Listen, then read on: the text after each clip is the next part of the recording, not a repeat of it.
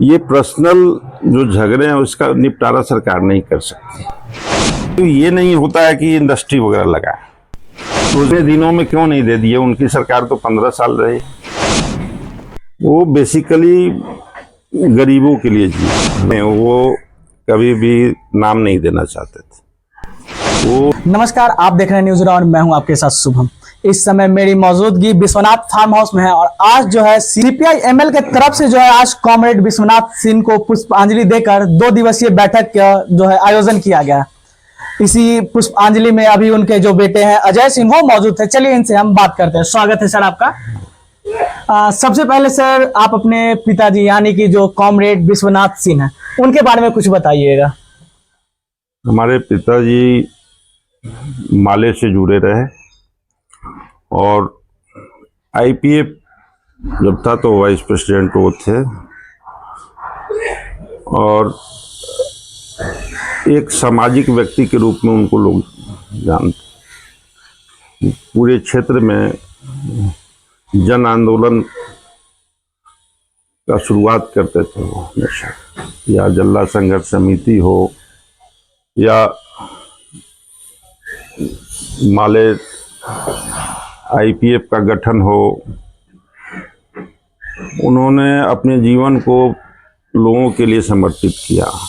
उनका एक बहुत बड़ा सोच था कि वो अपने लिए सोचते ही नहीं थे, वो लोगों के लिए जीते थे। हर चीज होते हुए भी उनका एक अलग सोच था। बहुत ही सादगी, बहुत ही तरीके से उनका लोगों के लिए मानवता को सबसे ज़्यादा वह हमें देते थे। जाति वगैरह से अलग हट करके उनका एक सोच था और शिक्षा के प्रति उनकी एक बहुत बड़ी इच्छा होती थी कि हमारे क्षेत्र में उस वक्त एक भी हाई स्कूल नहीं था। उन्होंने दान दे करके हाई स्कूल, मिडिल स्कूल बनाया। आगे हम लोग एक दूसरे स्कूल का भी ये किए और उन्हीं के वजह से उनकी जितनी भी सोच उसके हिसाब से हम लोग आगे अपना ये फार्म हाउस भी उन्हीं का सोच था। अच्छा सर, एक चीज देखा जाता है कि कोई अगर थोड़ा सा भी जमीन हो या कोई भी चीज में अगर दान करता है तो वहां पे अपना प्रतिमा लगाता है, वहां पे अपना नाम लिखता है। क्या वजह रही जो अपना नाम उन्होंने वहां पे नहीं लिखवाया? नहीं, वो कभी भी नाम नहीं देना चाहते थे। वो चाहते थे कि सामाजिक हो, तो 1 रुपये चंदे मंगवाते थे हर घर से और कहते थे कि सबका है, और उसमें नाम अपना नहीं देते थे कभी। अच्छा, उनका राजनीतिक जीवन किस तरह से रहा है? वो बेसिकली गरीबों के लिए जिए। राजनीतिक वो उनको राजनीति में न चुनाव लड़ने का शौक था। बहुत शुरू में 1962 में एक निर्दलीय चुनाव लड़े थे, जबरदस्ती लोगों के कहने पे, और वो लड़े 200-300 वोटों से हार गए। उस समय ये दक्षिणी पटना हुआ करता था, लेकिन उसके बाद वो कभी भी चुनाव वगैरह का सोचते भी नहीं।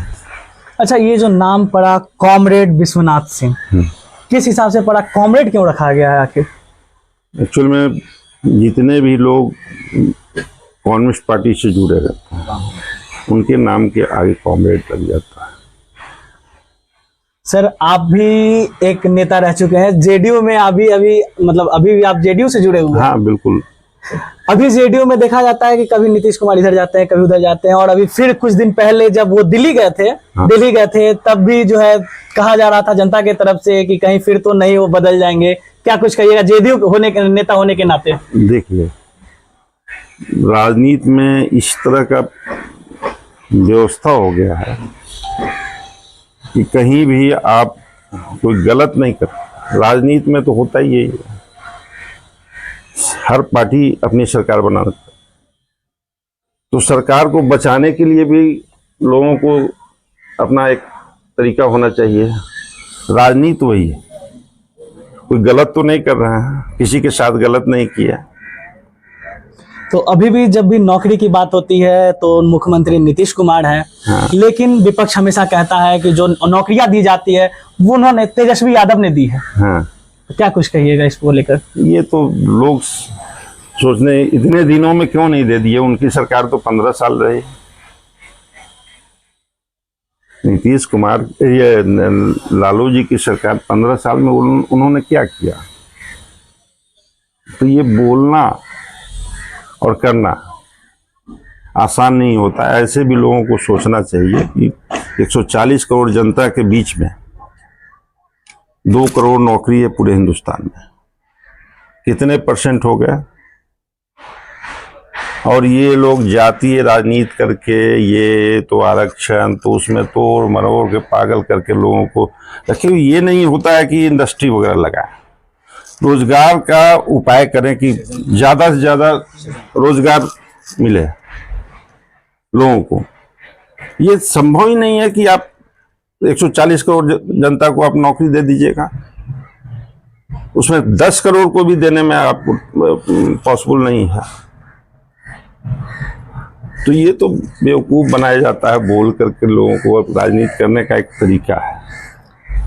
अभी भी सर कहा जाता है कि महाजंगल राज वापस आ गया है।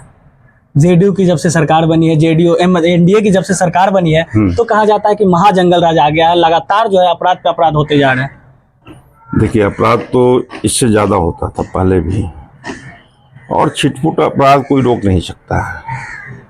अब आप देखेंगे कि भूमि विवाद की वजह से ज़्यादातर अपराध हो रहा है। 80% अपराध जो है, पहले की तरह रंगदारी, आपका क्या नाम है, नरसंहार या किडनैपिंग, ये सब आपको सुनने में नहीं मिलेगा। ये पर्सनल जो झगड़े हैं उसका निपटारा सरकार नहीं कर सकती। ये आपसी विवाद के चलते ये इस तरह का क्राइम होता है। तो उस हिसाब से तो बहुत कम हो गया। अच्छा, एक सवाल सर ये भी आता है कि लैंड फॉर जॉब जो केस लालू परिवार के ऊपर चल रहा है, उसमें जो है विपक्ष यानी जो अभी सत्ता पक्ष है उनका हाथ है, क्या कुछ कहिएगा?